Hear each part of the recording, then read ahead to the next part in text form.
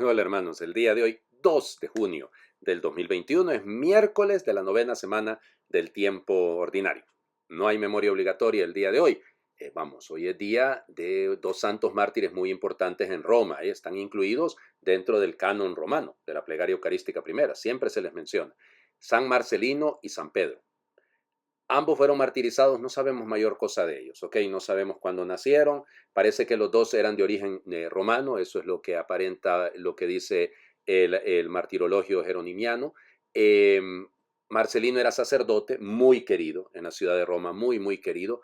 Y Pedro era un exorcista, era laico, pero fíjense, en aquel entonces, así como el Papa ha restituido el ministerio del catequista, pues existía el ministerio del exorcista. Y él parece ser que era bueno expulsando demonios. Bien, nos hace falta porque aquí hay varios que habría que sacar. En fin, el tema es que fueron martirizados en tiempos de Diocleciano, los capturaron, los metieron a la cárcel, lograron salir de la cárcel, los volvieron a meter a la cárcel y ya finalmente cuando no lograban hacer, miren, los torturaron, hicieron con ellos lo que quisieron. Es que fíjense que resulta ser que salieron la primera vez porque la hija del carcelero, que se llamaba Artemio, estaba poseída por un espíritu inmundo. Y entonces retó a Pedro a ver si era cierto que podía sacarle el demonio a la hija y se lo sacó.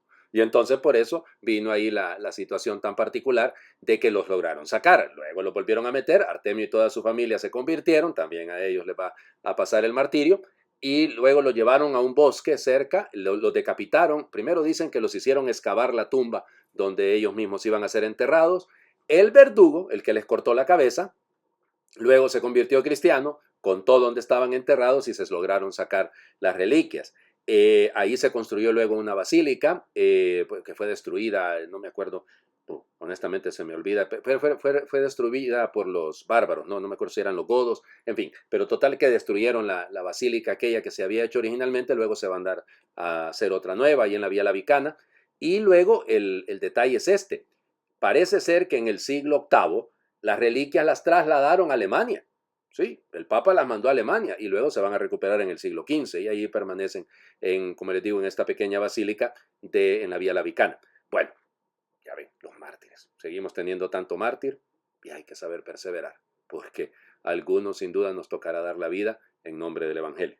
Vamos a las lecturas que hoy son un poquito extensas, tengan paciencia porque la primera lectura que estamos leyendo, ya saben, esta semana vamos a leer el libro de Tobías y cuenta el episodio de la clave, digamos, la crisis de Tobías y la crisis de Ana, la hija de Raguel. Capítulo 3, versículos del 1 al 11 y luego nos saltamos del 16 al 17. En aquellos días, Tobit, profundamente afligido, oró entre sollozos diciendo: Señor, tú eres justo y tus obras también son justas. Siempre procedes con misericordia y lealtad. Tú eres el juez del mundo. Acuérdate de mí, Señor, y ten piedad de mí. No me castigues por mis pecados, no tomes en cuenta mis faltas ni las de mis padres, porque desobedecimos tus mandatos, nos entregaste al saqueo, al destierro, a la muerte, y nos hiciste objeto de las murmuraciones, las burlas y el desprecio de las naciones entre las cuales nos dispersaste. Señor, tu castigo es verdaderamente justo, porque ni mis padres ni yo hemos cumplido tus mandamientos ni hemos sido leales contigo. Haz de mí lo que quieras, Señor, quítame la vida, hazme desaparecer y volver al polvo, pues más me vale morir que vivir, porque me ha llenado de insultos y estoy hundido en la tristeza. Líbrame ya, Señor, de esta desgracia y envíame al descanso eterno, y no te alejes de mí, pues más me vale morir que vivir sufriendo tantas desgracias y escuchando tantos insultos. Aquel mismo día, Sara, la hija de Raguel, que vivía en la ciudad de Batana, en la provincia de Media, tuvo que soportar los insultos de una esclava de su padre, porque Sara se había casado 7 veces y Asmodeo, el malvado demonio, había matado a todos sus maridos, apenas se acercaban a ella. Así pues la esclava le dijo: Tú eres la que estrangulas a tus maridos, te has casado con 7 y no has disfrutado a ninguno. ¿Por qué te desquitas con nosotros por la muerte de tus esposos? Vete a donde están ellos y que nunca veamos ni un hijo ni una hija tuyos. Sara se entristeció tanto que comenzó a llorar y subió al segundo piso de su casa con intención de ahorcarse. Pero reflexionó: no lo haré, no vaya a ser que la gente insulte a mi padre diciéndole que su única hija, tan querida, se ahorcó de dolor, y sea yo así la causa de que mi padre se muera de tristeza. Más vale que no me ahorque, sino que le pida al Señor que me envíe la muerte, para que no tenga que escuchar ya tantos insultos durante mi vida. Entonces levantó sus manos hacia el cielo e invocó al Señor Dios. En aquel instante el Dios de la gloria escuchó las súplicas de Sara y de Tobit y envió al ángel Rafael a curarlos. A Tobit quitándole las manchas blancas del sur de los ojos a fin de que pudiera ver la luz de Dios, y a Sara, hija de Raguel, librándola del malvado demonio Asmodeo para darla como esposa a Tobías, hijo de Tobit, pues Tobías tenía más derecho a casarse con ella que todos las que la habían pretendido. Palabra de Dios. Te alabamos, Señor. A Tobit lo insulta su esposa Ana, a Sara le insulta una criada. Realmente es una situación límite, ¿no? O sea, la propia esposa, una criada, es menos que ella, ¿no? Que le insulte. Y fíjense, en lugar de sacárselas con ellas, ¿cómo le dirían? Se autoculpabilizan, yo no sé. Tobit es muy honesto, reconoce la historia de Israel, cómo el pueblo se ha alejado de Dios y por eso están pagando. No hemos cumplido la ley, dice él, ni nosotros ni nuestros padres la cumplieron. Está viviendo el destierro. Ana es consciente del dolor Sara, perdón, es consciente del dolor que le puede causar a su papá si ella se ahorca. Miren, jamás el suicidio es una solución, jamás lo será. Es decir, y es muy doloroso que aumenten, sobre todo con la crisis social que vivimos, con la crisis económica, aumentan los suicidios. Hay que ser conscientes de ello y hay que estar pendientes de eso, pues para asistir a las personas que viven estos momentos límites. Pero lo interesante es que los dos oran. Nótenlo, los dos oran, los dos están orando, los dos se ponen en la presencia del Señor.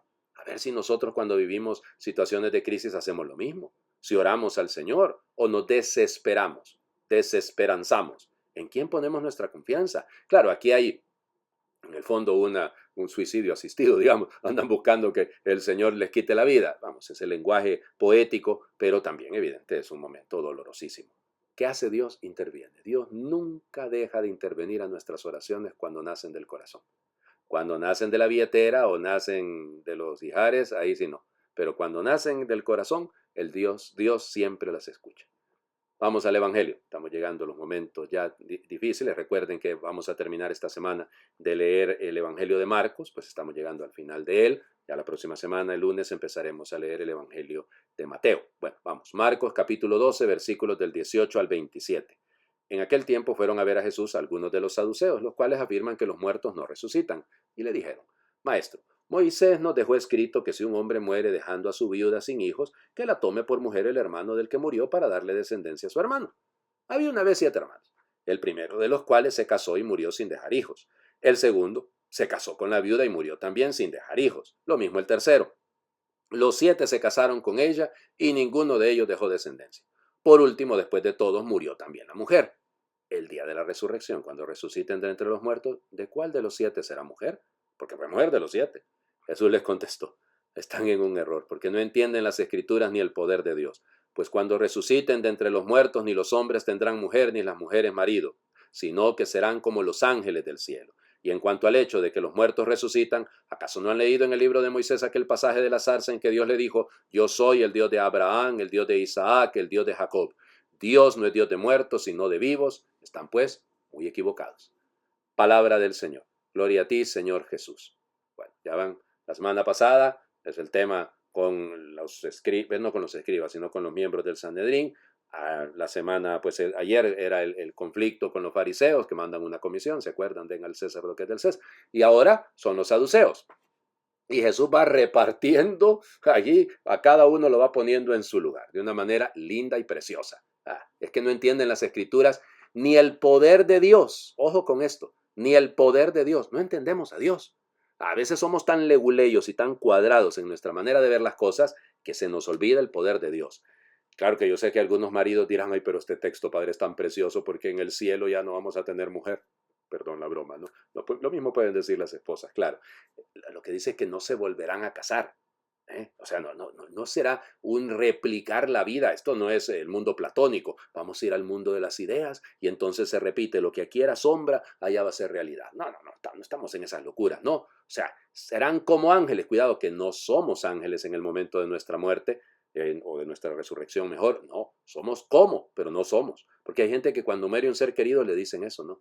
Tienes un ángel en el cielo. No. Tú tienes un ángel a la par, el mío. A saber por dónde está el pobrecito, este angelito de la guarda mío. Si sufre, mano. Ese sí, pobre.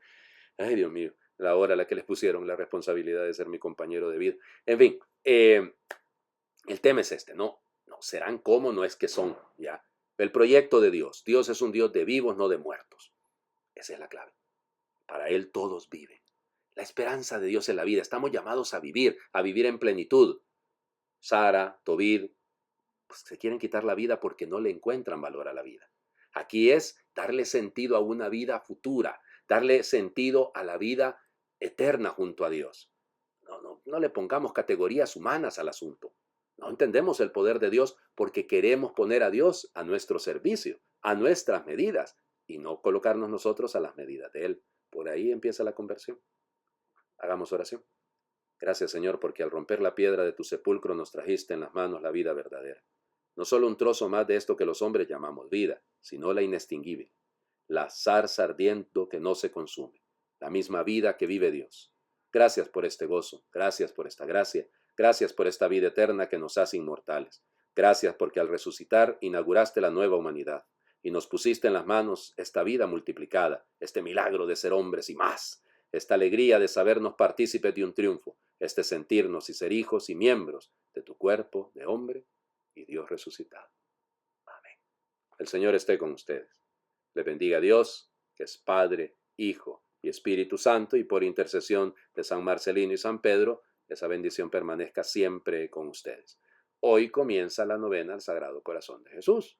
Así que por favor, con mucha devoción, encomendémonos al Sagrado Corazón de Jesús, que tanto ha amado al mundo y que tampoco es correspondido.